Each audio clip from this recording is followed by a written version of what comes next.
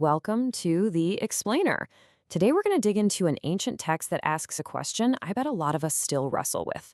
When it comes to your spiritual path, is it better to jump right into the messy, beautiful world we live in, or to step away from it all? Okay, so let's get right into it. Believe it or not, this exact same question was put to the Buddha more than 2,000 years ago. And it came from a guy named Ugra, a wealthy, respected man who had a family, a job, a life. He wanted to know how he could find real depth and meaning without having to abandon all of his responsibilities. So, in this text, the Maharatna Kutta Sutra, the Buddha's answer lays out two very different paths for what's called a bodhisattva. And a bodhisattva, just so we're on the same page, is someone who's aiming for enlightenment not just for themselves, but for everybody. So, you've got the path of the householder, the lay practitioner, and the path of the monastic, the one who renounces it all. All right, let's start with something we can all relate to: money, stuff, material wealth. For the lay practitioner, the path isn't about getting rid of wealth. It's about how you get it and what you do with it. Earn it honestly and then be generous with it. But the monastic, they take the exact opposite route. They give up all possessions to really focus on that inner contentment, that freedom from being attached to things.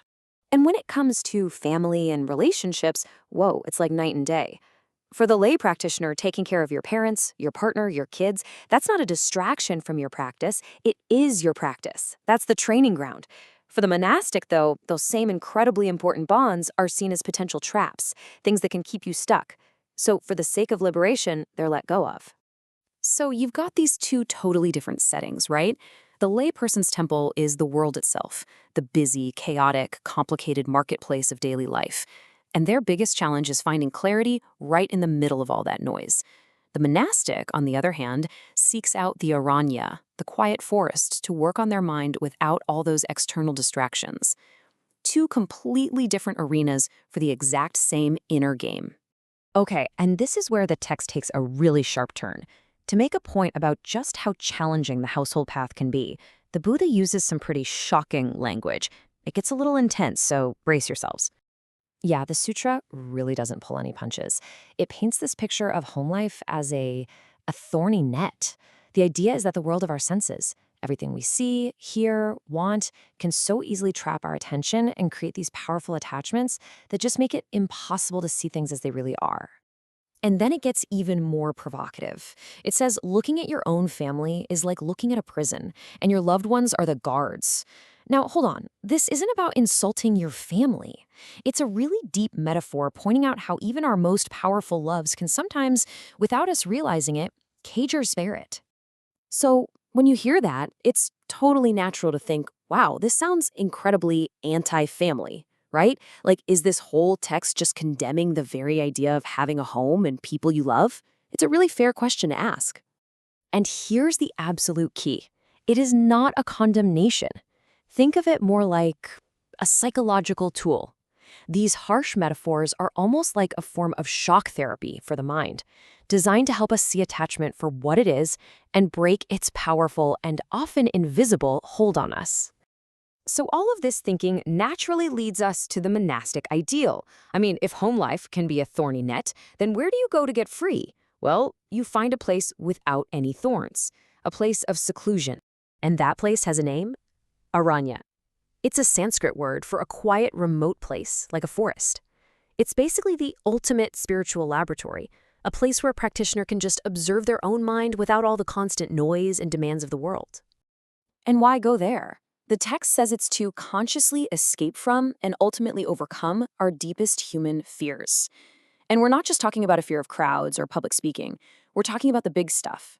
The fear that comes from our own greed and anger, the fear that comes from being hooked by our senses, and the deep, deep fear of who we are, and of life and death itself.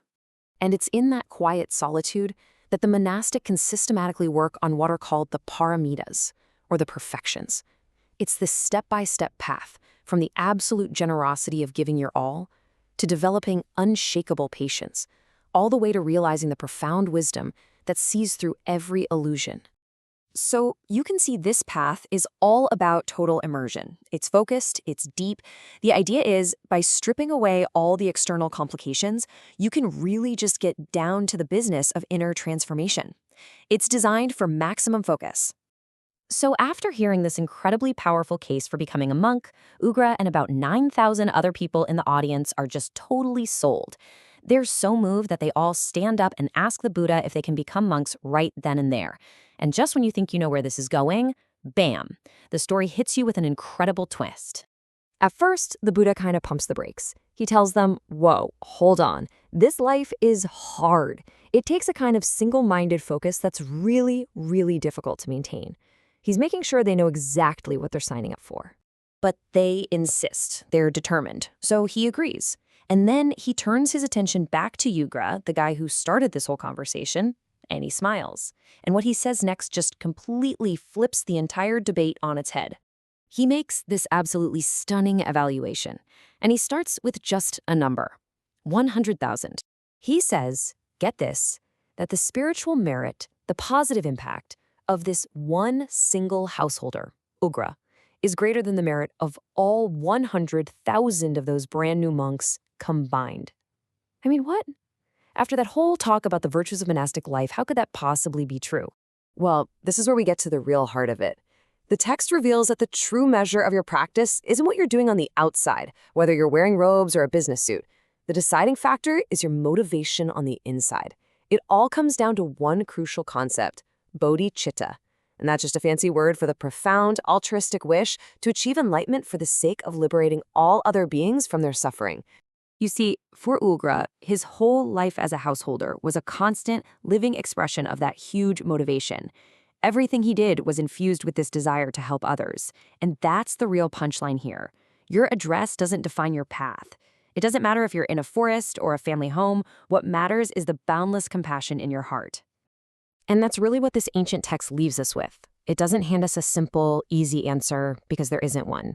Instead, it turns the question right back around to us. It suggests that the most sacred space for transformation, the real temple for your practice, isn't somewhere out there. It's right here, in the life you're living right now.